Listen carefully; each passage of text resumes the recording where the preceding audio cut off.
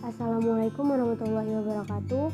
Nama saya Chania Hestilia NPM 1911080042. Saya dari kelas C semester 4 jurusan BKPI, Universitas Islam Negeri Raden Intan Lampung. Mata kuliah Statistika Pendidikan, dosen pengampu IIP Sugiharta MSI. Di sini kita akan membahas uji Wilcoxon, dicetuskan oleh Franz Wilcoxon pada tahun 1945. Uji Wilcoxon adalah uji untuk data saling berkolerasi atau dependen. Uji non-parametris untuk mengukur signifikasi perbedaan antara dua kelompok data yang berpasangan, yang berskala ordinal atau tingkatan, atau interval atau jarak yang berdistribusi tidak normal. Di sini kita akan membahas tentang menjelaskan dan menguji Wilcoxon menggunakan tabel. Dalam penelitian yang menggunakan metode data sebelum dan sesudah menggunakan data satu lingkup atau ruang, dua sampel tersebut saling berhubungan dan tidak bisa membandingkan antara kedua metode tersebut. Jika data saling berhubungan berdistribusi normal, bisa menggunakan uji T dan uji Z. Sedangkan jika data yang saling berhubungan berdistribusi tidak normal, maka itu bisa menggunakan uji Wilcoxon ini. Langkah-langkah pengujian Wilcoxon. Yang pertama yaitu merumuskan hipotesis penelitian atau dugaan sementara dalam penelitian. Yang kedua, hitung nilai selisih dari setiap data atau menghitung data dari dua sampel tersebut. Yang ketiga yaitu tentukan peringkat atau ranking dari data yang dihasilkan pada langkah kedua data, mulai dari data terkecil hingga data terbesar. Yang keempat yaitu pisahkan nilai ranking positif dengan nilai ranking negatif, kemudian jumlahkan. Yang kelima, hitung nilai statistik Wilcoxon, yaitu nilai dari jumlah ranking yang terkecil. Di sini kita ada contoh soalnya, yaitu suatu survei tentang minat seseorang membeli produk dari sabun anti kuman. Untuk mengetahui apakah ada pengaruh iklan terhadap minat pembeli, dilakukan observasi terhadap jumlah pembeli sebelum dan sesudah pemberian iklan pada 10 buah toko. Data jumlah pembeli sebagai berikut. Dari tabel di atas dapat kita lihat perbedaan dari sebelum dan sesudah dilakukannya iklan. Ada yang mengalami peningkatan dan ada juga yang mengalami penurunan.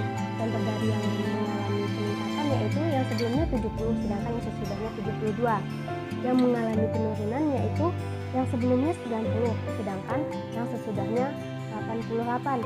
Jadi di sini dapat kita lihat bahwa ada berbagai efek dari diadakannya iklan tersebut. Ada yang merugikan dan juga ada yang menguntungkan. Petunjuk pengerjaan seperti yang sebelumnya tadi. Yang pertama yaitu merumuskan hipotesis statistik HO K1 lebih besar dari K2, HO K1 lebih kecil daripada K2. HO di sini adalah iklan sabun tidak mempengaruhi minat pembeli.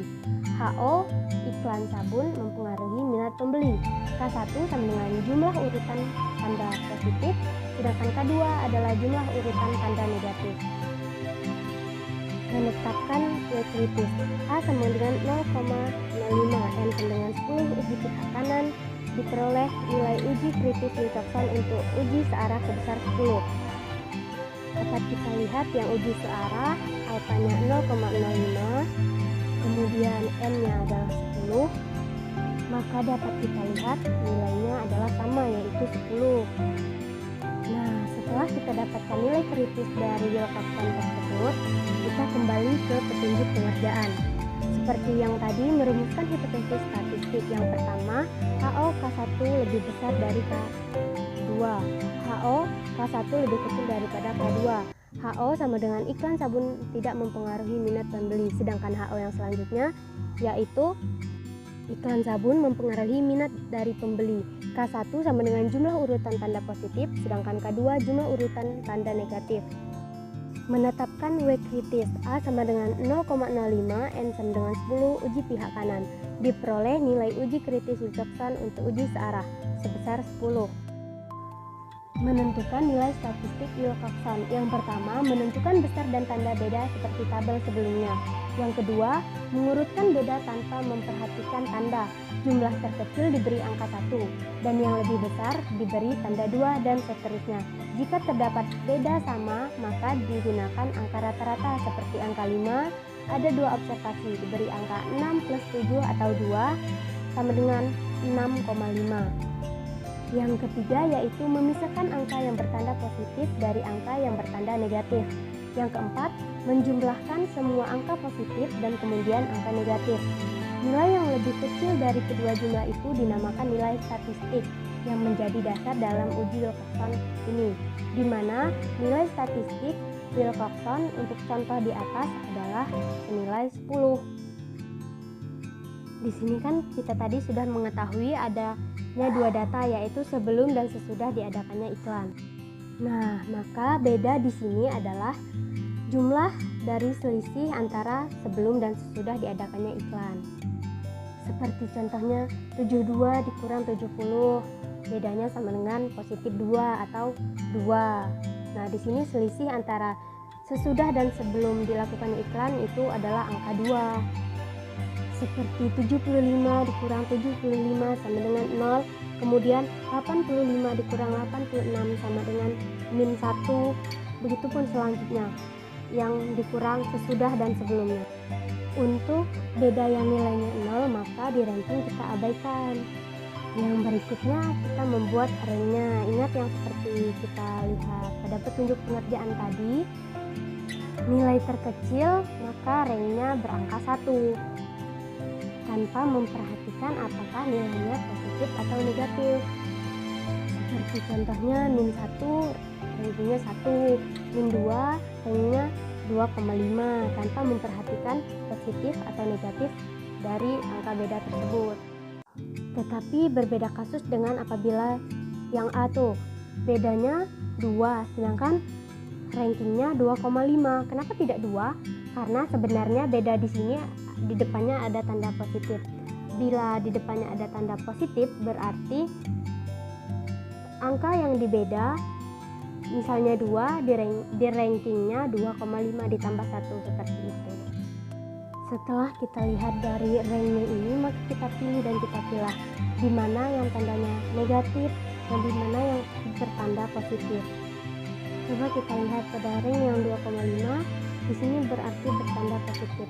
Bertanda positif berarti ditanda plus 6. Kita tulis 2,5.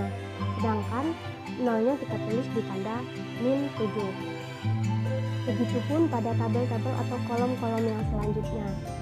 Yang selanjutnya yaitu kita jumlahkan dari semua angka yang negatif dan angka yang positif. Seperti yang kita lihat di atas, tanda yang positif ketika setelah dijumlahkan yaitu K1 sama dengan 35. Sedangkan yang bertanda negatif setelah dijumlahkan K2-nya sama dengan 10. Maka data Wilcoxon yang kita gunakan adalah yang paling kecil. Dalam hal ini nilainya adalah 10. Selanjutnya yaitu kita bandingkan antara statistik Wilcoxon dengan Wilcoxon kritis. Tadi kan statistik Wilcoxonnya 10 dan Wilcoxon kritisnya juga 10.